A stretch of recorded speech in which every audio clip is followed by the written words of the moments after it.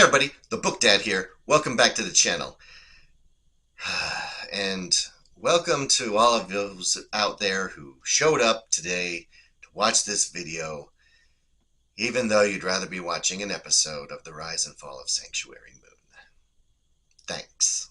Appreciate it. That's my best attempt at a Murderbot impression. What do you think? So, hey, today we are talking about the Murderbot Diaries, a science fiction series written by Martha Wells. And the books in this series that I've read starting this year are the first 4 books, which consist of All Systems Red, Artificial Condition, Rogue Protocol, and Exit Strategy. Now this series has those 4 books, and then there's currently 3 other books after that that have also been written, and another one that's on the way. Now those 4 books that I've read so far are each a very short novella-sized book, and those 4 come together to basically form a complete story arc. So they kind of function as one book because each of them is so short, and then from there you move on into some more full-size novels that Martha Wells has written in the same universe and with some of the same characters. All right, so I'll give you a summary of what the Murderbot Diaries is. This series is set in the future, and this is the far future because in this world, in this universe, there are technologies and things that exist that are quite a bit beyond what we have available to us today. You have all sorts of AI, robots, cyborgs, various technology that doesn't exist, and so this is quite far into the future. And the majority of this series takes place in outer space or in spaceships, space stations, a little bit on some alien planets, but mostly on those planets you're inside of buildings and structures that have been set up there for like research purposes and laboratories and things like that. Rarely are you ever like out in like a jungle or something. There's a little bit of that in the first book, but for the most part, it's a pretty sterile, clean, kind of sparse, indoor, metal, futuristic kind of setting. And so there's not a lot of color, I would say, in these books. You get sort of a feeling of metal, steel, gray, white, kind of clean, futuristic, smooth-lined kind of feel to this series, and which is fine, because the real fun of this series comes from the characters, and primarily the main character, who is Murderbot. And Murderbot is a cyborg, basically half human, half robot machine, all killer. Basically, he has a human head and some other parts of his body are human, but most of it is metal, about somewhere in his torso on down. You can also see his arms as being human, but they are also not human because they can open up, basically, and these weapons come out of them that shoot, projectiles and lasers and things. And so he's a mix, kind of half and half. And Murderbot is great because he's essentially this security unit, or sec unit, what they call them in the books.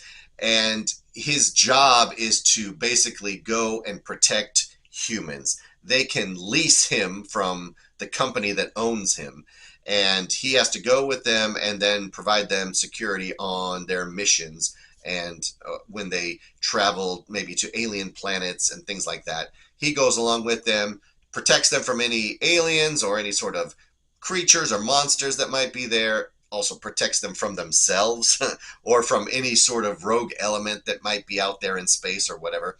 And so his job is just to keep them safe, and Murderbot doesn't like it. He doesn't really like humans. He's sort of interested in them, but he is also very standoffish and awkward. Murderbot is definitely on the spectrum somewhere. I wouldn't say that he's like maybe fully autistic necessarily, but he's definitely somewhere on that spectrum. He is very awkward. He wants to help them, but he also doesn't want them to like look at him. He doesn't want to, when he talks to them, he can't even like look them in the face. He has to use his futuristic technology that he has that allows him to like access camera feeds, like security camera feeds that are all around everywhere in this futuristic world. And so he'll look at the conversation that he's having with a human right in front of him, but instead of looking at the human, he's looking at it through the security feed from a different angle so that he doesn't have to actually look them in the face. So he's kind of messed up. He's not able to be like a normal social human. But he is fascinated with humans because what he does love is to watch TV. That's really all Murderbot wants to do. He just wants to watch TV. You know, he just wants to be left alone and watch his soaps. That's basically what he wants to do. But he realizes that he also should protect and help the humans that he's assigned to. And the thing with Murderbot is most of the cyborgs, most of the sec units that exist in this world have a governor chip, which means that they can't do whatever they want. They are forced to do a specific set of instructions. You know, they're programmed to only do certain things. And on the one hand, that's to keep, you know, all of humanity safe from these things going all, you know, Bender, kill all humans. But it also means that they are basically slaves in the way that the story talks about it. But Murderbot has found a way to hack his governor, and so he is no longer constrained at all by any of that programming or the protocols that the other sec units have. And so he could literally go on a killing spree if he chose. But luckily, he is a pretty good guy, and he does like helping humans. And so he does help the humans that he's assigned to. But he always does so a little bit begrudgingly. He's very sarcastic, kind of a dry humor, would always just rather just be watching his serials, his TV shows and programs that he has loaded, like probably millions of hours of them in his mind or in his computer programming. And so that's all he wants to do. And then there's a bunch of other characters in the book, various humans in the book that are performing different missions and always ending up getting into some kind of trouble that Murderbot has to save them from. And that's the basic plot of the story. He is sarcastic. He doesn't really want to be there, but okay, fine, I'll go and help and save these humans. Now, the other aspect of this story and the reason why he calls himself Murderbot, other people don't call him Murderbot. That's the name that he made up for himself. The reason is because in his past, there is a mysterious incident that happened that caused him to go rogue and kill a whole bunch of humans and basically traumatized him. And it was in the aftermath of that incident, which is very shadowy and unknown at the beginning of the story, is what caused him to figure out how to hack his own governor so that he wouldn't be able to participate in something so horrific ever again. And so the story of these first 4 books is basically introducing you to the character and then going through a couple of different missions where he has to help humans, but at the same time sort of solve the mystery of his past. What caused him to do that? Why did that happen? And where does he go from here? So that's the essential story of Murderbot.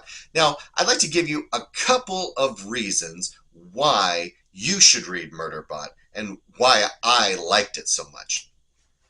Now, the first reason is, of course, Murderbot himself. This guy, I mean, I refer to him as a he and because that's sort of the vibe you get from it. I mean, I guess he's an it. He's kind of genderless, you know. I mean, he's half robot, but he looks like a man though in the book. The way that these robots work is that, you know, they have human features. He has a human head, a human face. You know, he looks like a human that just is wearing some type of like armor on him. And unless he unleashes his energy weapons and things that he has like inside of him, nobody would know that he's an actual sec unit. So he can blend in amongst the population pretty well.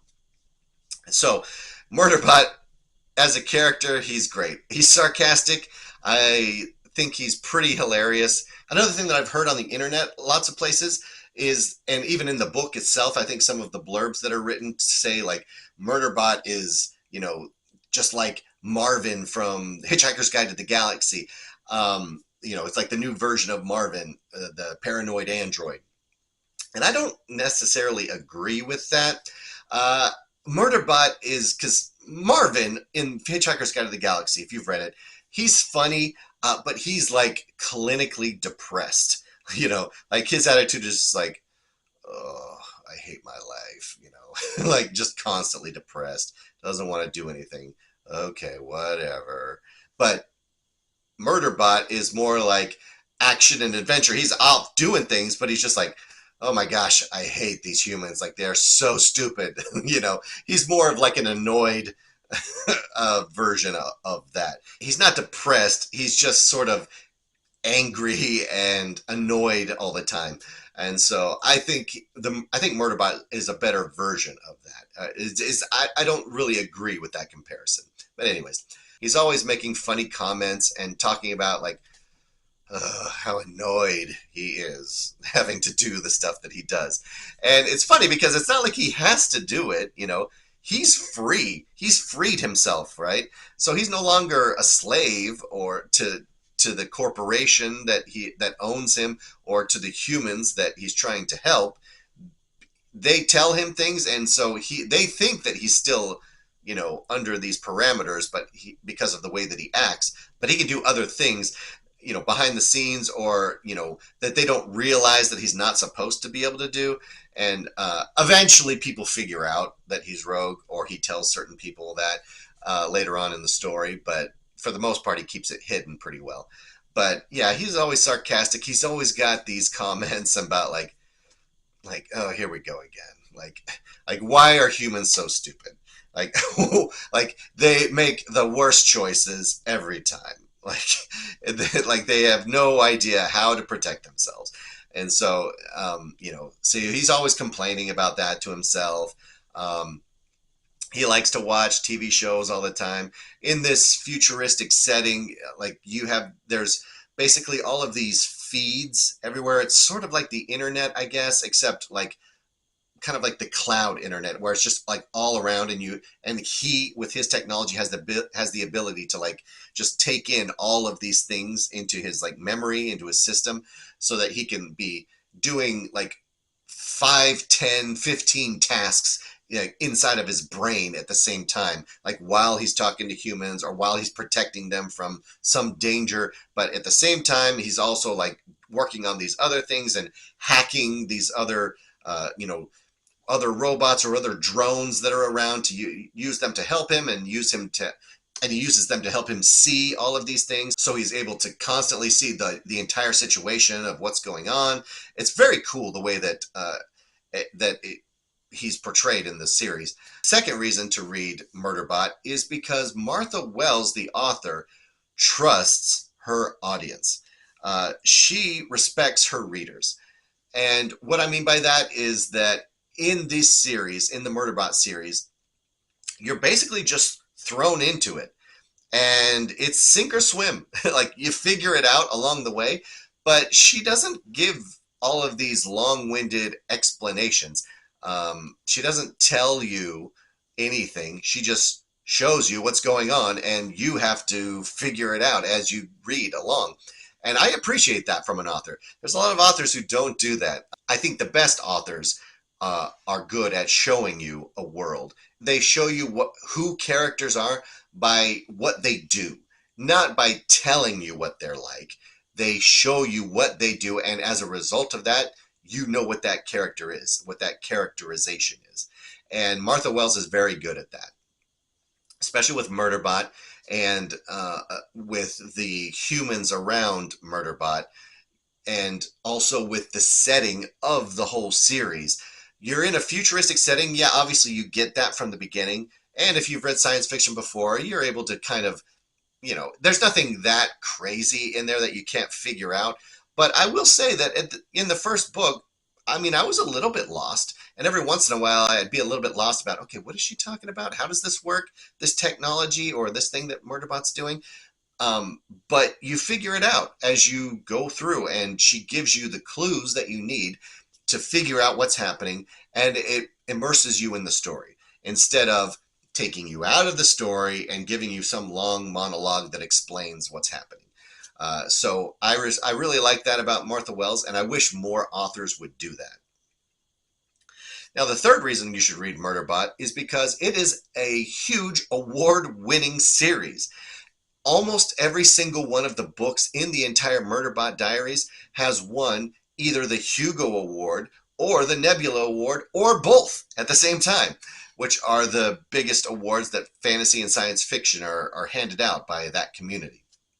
And the only reason why some of the books didn't win that is because she pulled them from consideration. I don't know if she was just tired of winning or what, but and the entire series won the Hugo Award for Best Series. So it has a lot of accolades and a lot of respect in the wider fantasy sci-fi community. Now, of course, not that winning an award makes you the best automatically, but it is an indication that there's a lot of respect for these books. A lot of people like them, and they have been given awards. And if you are going through certain lists in your reading endeavors, and you want to go through and read the books that have won, the Hugo Award each year or the Nebula Award each year, then these are definitely part of that. And in recent years, they've been at the tops of all of those lists, and so definitely important books to read and fun ones that you can add to different reading challenges that you might have for yourself. The fourth reason why you should read Murderbot is because they're so short. These are tiny books. The biggest one, at least in the first four books that I've read, the biggest one is like 170 pages. And, they're all right about the same length, somewhere between like 150 and 170 pages. And so these are little tiny novellas, and you can get through them in a single day easily if you wanted to. Or for me, I usually would finish them in about 3 to 4 days each, just sort of taking my time. But yeah, they're little bite-sized chunks that, so obviously I think that maybe in one of my previous points when I said that Martha Wells respects her readers, that she shows them rather than telling them, she doesn't have any room in these books to tell you what's going on. She just has to put out the action and you just follow along, right? Because there is no space to like have any long-winded monologues or taking the reader and telling them about all of these, giving a huge amount of world building and all of this stuff. But I will say that in that short amount of space, she develops a surprising level of world building. I feel like you have a very good idea of what this futuristic space-oriented science fiction world is like, just from those little few pages that she has. So the other thing that's great about these little small books is if you're getting tired from reading huge, big sci-fi and fantasy books, these are good to like stick in between those to help keep you going and to give you a little bit of rest from those giant chunkers that we love to read so much. And if you also have goals in Goodreads, for example, to read a certain amount of books by the end of the year, or just your own personal goal, these are great to supplement that, where you can just knock out a few books real quick. It helps keep you motivated and helps you recover from reading slogs that you get into. And so that's always a great thing too. Now, the fifth reason why you should read the Murderbot Diaries, the fifth and final reason that I came up with, is The Rise and Fall of Sanctuary Moon, which is the name of Murderbot's favorite TV show, which is basically a soap opera. And they don't explain very much about this. It's just sort of a running gag throughout the whole series that, like, whenever Murderbot gets into a pinch and he gets tired and frustrated, he can always get brought back from that brink by watching an episode of The Rise and Fall of Sanctuary Moon. It's his go-to happy place where he can rest from all of the cares of the stupid, idiotic human world and just watch these soap operas that he loves. And so it's a running joke throughout the whole series. I thought it was funny. And I will say that the funniest part to me of the entire series was a joke that was done in the first book and in All Systems Red. And I love it because it reminded me of the greatest show of all time on the history of TV, which is, of course, Seinfeld. There is no other correct answer. I'm sorry. You know, you just have to accept it on this channel. Seinfeld is the best show ever. And there was a part in All Systems Red where it reminded me exactly of a scene from Seinfeld. And it is because Murderbot had gotten into this scenario where the crew that he's trying to protect, they don't realize, or they're sort of figuring out that he's rogue, that he's not under their control, and they find out that he likes to watch this show, or they don't believe that, I guess, that he's watching this show. They're like, what? Why would you watch that? Like, that's weird. And so they're like testing him basically to see if he actually does watch it. They trick him and by saying like, oh, well, you know, such and such character from this show like is a total whatever, and or is like this, and Murderbot can't control himself. He's like, that is a freaking lie. And like he's like, oops, dang it. And like they're like, aha, you do watch it. Like, and then, you know, his cover is kind of blown as a result of that. It's just like the episode of Seinfeld where he's dating that cop and he's trying to hide the fact that he loves watching Melrose Place, because I guess that's not the most masculine thing ever. And she's like, she loves Melrose Place, and she wants to like share with him all of these things. He's like, oh, no, I don't watch that show. Like, no, come on. And she's like, I don't believe you. So she's like, would you submit to a lie detector test at the station? And he's like, sure. So he has to prepare himself to lie to a lie detector test so she doesn't find out that he loves Melrose Place. That's like where George is like, it's not a lie if you believe it. And so he like goes and then gets hooked up to the lie detector test, and she's testing him and then starts asking him these Melrose Place questions. And it's like, you know, indicating lie. And finally she like says something, you know, and he's like, yes, I can't believe she left him or whatever. And then it's like ripping off the lie detector test and just makes me so angry, and then like leaves. And so then she's like, oh, okay. But it was like the exact same thing that happened in Murderbot. I thought it was hilarious. But so anyways, those are 5 quick reasons why you should read Murderbot. Have any of you read it so far? Let me know. The other thing that's cool about this, when I said that they were short books, they're also makes them very short audiobooks. And I listened to the very first one, All Systems Red, as an audiobook. And then after that, I read the printed version of the rest of those first 4 novellas. But the audiobook was really good. I liked it. I thought the narrator was pretty good. And I don't normally like audiobooks, so that was good for me that I actually liked it. But I do prefer reading the written word on the page rather than listening to it. But if you love audiobooks, they're great ones, and they're only like, I don't know, 3 to 4 hours long, so they're very short, and you can just burn through a lot of them very quickly. So another option for you out there that love the audiobooks. So yeah, that's Murderbot Diaries. I really liked it. Hey, in the comments, let me know, have you read it? What did you think? Do you like Murderbot, or is that something that is on your TBRs? I'd love to hear what you have to say about it.